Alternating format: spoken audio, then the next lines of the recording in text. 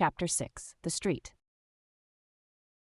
If I had been astonished at first catching a glimpse of so outlandish an individual as Queequeg circulating among the polite society of a civilized town, that astonishment soon departed upon taking my first daylight stroll through the streets of New Bedford.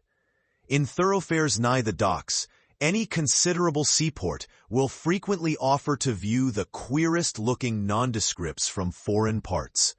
Even in Broadway and Chestnut streets, Mediterranean mariners will sometimes jostle the affrighted ladies. Regent Street is not unknown to Lascars and Malays, and at Bombay, in the Apollo Green, live Yankees have often scared the natives. But New Bedford beats all Water Street and Wapping. In these last-mentioned haunts, you see only sailors. But in New Bedford, actual cannibals stand chatting at street corners. Savages outright, many of whom yet carry on their bones unholy flesh. It makes a stranger stare. But, besides the Fijians, Tongata Boers, Aramengoans, Panangians, and Brigians, and, besides the wild specimens of the whaling craft which unheeded reel about the streets, you will see other sights still more curious, certainly more comical. There weekly arrive in this town scores of green Vermonters and New Hampshire men, all athirst for gain and glory in the fishery. They are mostly young, of stalwart frames, fellows who have felled forests, and now seek to drop the axe and snatch the whale lance. Many are as green as the green mountains whence they came. In some things, you would think them but a few hours old. Look there, that chap strutting round the corner. He wears a beaver hat and swallow-tailed coat, girdled with a sailor belt and sheath knife. Here comes another with a sou'wester and a bombazine cloak. No town-bred dandy will compare with a country-bred one. I mean a downright bumpkin dandy. A fellow that in the dog days will mow his 2 acres in buckskin gloves for fear of tanning his hands. Now when a country dandy like this takes it into his head to make a distinguished reputation and joins the great whale fishery, you should see the comical things he does upon reaching the seaport.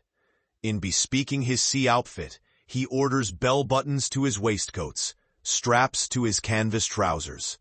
Ah! Poor hayseed, how bitterly will burst those straps in the first howling gale, when thou art driven, straps, buttons, and all, down the throat of the tempest. But think not that this famous town has only harpooneers, cannibals, and bumpkins to show her visitors. Not at all. Still, New Bedford is a queer place. Had it not been for us whalemen, that tract of land would this day perhaps have been in as howling condition as the coast of Labrador. As it is, parts of her back country are enough to frighten one. They look so bony. The town itself is perhaps the dearest place to live in all New England. It is a land of oil, true enough, but not like Canaan, a land also of corn and wine. The streets do not run with milk, nor in the springtime do they pave them with fresh eggs. Yet, in spite of this, nowhere in all America will you find more patrician-like houses, parks and gardens more opulent, than in New Bedford. Whence came they? How planted upon this once scraggy scoria of a country? Go and gaze upon the iron emblematical harpoons round yonder lofty mansion, and your question will be answered. Yes, all these brave houses and flowery gardens came from the Atlantic, Pacific, and Indian Oceans. One and all, they were harpooned and dragged up hither from the bottom of the sea. Can Herr Alexander perform a feat like that?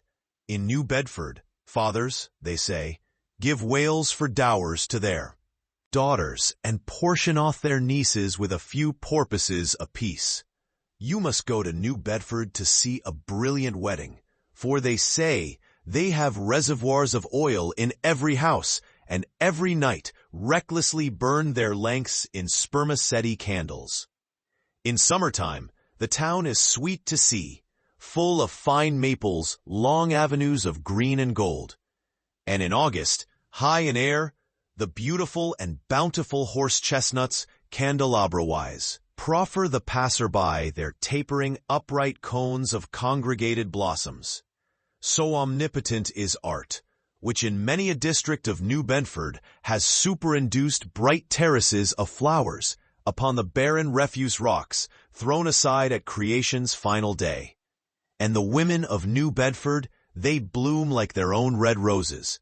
But roses only bloom in summer, whereas the fine carnation of their cheeks is perennial as sunlight in the seventh heavens.